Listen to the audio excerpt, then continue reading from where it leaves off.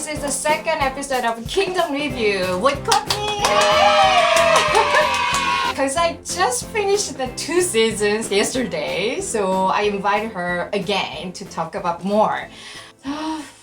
One pick. Oh, that's so hard. It's okay. So we left off on season 1 with that cliffhanger. Of Yeah. So follow up of how they were able to maneuver out of that situation was so interesting. I also think that the kind of shocker for me was when his bodyguard betrayed him and then got, can we do spoilers? I don't. Yeah, sure. Okay, yeah. spoiler. Yeah. Spoiler alert. Someone that hasn't seen it. But when he got killed, I was actually really shocked at that because sometimes I feel like in Korean dramas, and this one is definitely an exception, but sometimes they don't kill off main characters or very integral characters. Yeah. And for him to die was really shocking to me. I actually felt sad, but I can see how it moved the story along. Yeah, so especially this is zombie drama, so many killed with no mercy. Yes. I also thought like that, and I one of my favorite was, do you remember that 안현대감, the teacher of the prince, when he was on the show, you know, in the scene. Yes. And after he became a zombie. Yes. It was so and he goosebumps. Oh my gosh. The same, and he went for him. Yeah. Also, do you know why the 안현대감 was stabbed by the flag? Remember the flag when he was zombie? Right. And he was running through that 조대감, and then Google something, and then it was so much more striking because the flag on his back was the symbol of general. Oh, really? Yeah, because he was a general in a battle. Right. So even after he became a zombie, but he has his own dignity as a general, so that he can protect his, Wow, I didn't catch that. That's a very kind of symbolic. Yeah. So it was kind of, everybody described that scene as a tiger.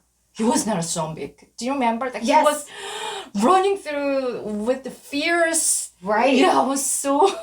Oh my god! And then the actor, his name is Ho. He's not that a well-known popular actor, but his ability, his character is so charismatic, and in that scene was burst up. Right. And I was so capturing, really, and I was so shocked. Oh my god, he became a zombie, but then what kind of a zombie can have that kind of honor, right? Right.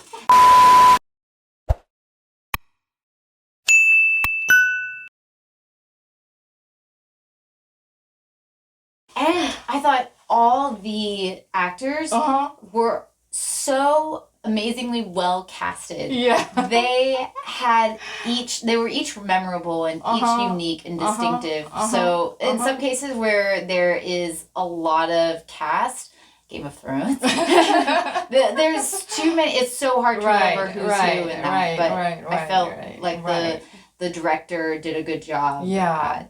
Even I expected main antagonist to die, but no, he was like kept alive, and that was also a very intriguing plot twist too. That they were able to use him to like figure out the cure and everything. So, wow, this season was definitely full of even more surprises, I think, than season 1. I felt like the pace was extremely faster. They had to, I feel like, cover a lot of ground. Right. So I thought season 1 and 2 has really, changed many things, and then the plot and then the story is really well needed in season 2, I think. Yes.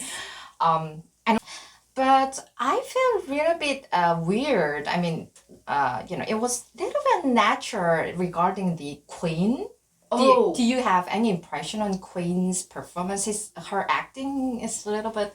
I think, that's very interesting because I have some thoughts on that. I felt like she was very cunning in the beginning and then it almost was like if maybe her character, the screenwriters wrote it as if her character became like just blinded by this power, and she lost a little bit of her complexity and strategy in a way. And so that's something like I wasn't totally 100% on board. I felt like it could have been like carried through, especially because like towards the end, I was expecting her to escape in some way. Yeah, that's kind of loose ending, right? Right. Something is missing from that.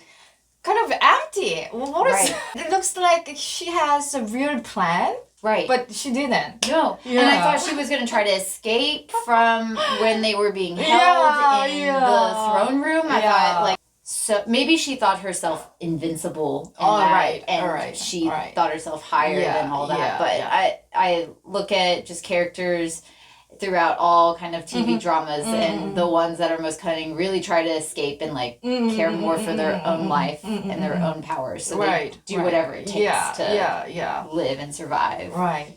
The garments, do you remember the costumes? The got, and also the 중전, the queen's dress. Oh wow. Yeah, that was I heard many foreign viewers, they've been so impressed by those things. So oh yeah, the costumes just absolutely phenomenal. Are they, I have a question, are they really representative of that time period? Yes. They're pretty exact. Yes, it's very realistic. And when you visit the museum in Gyeongbok Palace, we have that, not Gyeongbok Museum, but that they collected that totally same garments, which we call the 대례복. It's grand ceremonial costumes, and that when they have wedding ceremony, queen and king. So that was for the wedding garment at that time. Because at the end of, when she was beat by zombies, she was so... decked out. I thought it's also interesting how, I mean, there are so many different variations of that, which I assume like they mean many different statuses and ranks too. Yeah. So so interesting, and I wish there was more emphasis like put on costumes in other dramas, because they really put you into that world.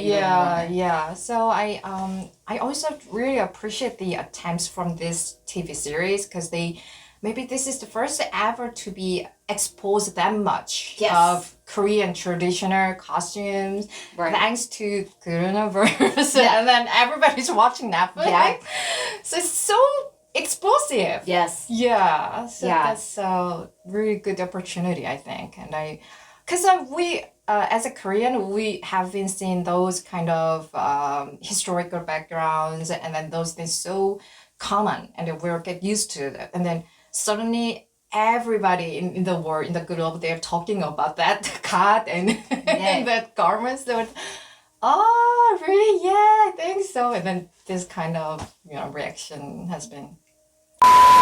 And then I heard the cut, the noble classes had, they've been wondering why they are wearing hat in a room indoor. So have you ever thought about question about that? That's actually, I never thought about that, but that is a good question. It has something to do with not being so exposed, or is it kind of like in Regency era, like not showing, showing your ankle was very scandalous? The noble class, the aristocrats, they been using the more higher top, like a god, but lower level of class, and then the working laborers, they cannot have that kind of hat, so it's showing their class. Oh, okay. Even indoor. Oh, okay. Distinguishing them from I'm 양반, kind of that. Can you pick the most distinguishable character between Korean zombie and American zombie? throughout this season? Oh, in terms of like the differences between the zombies, like yeah, a Korean your zombie character. Yeah, a zombie character. Because I heard a lot about this kingdom's zombies somewhat different from other zombies. So much more terrifying. Oh, really? I think Really? one of the things Okay. that Koreans do well are zombies. Seriously, Train to Busan. Yeah.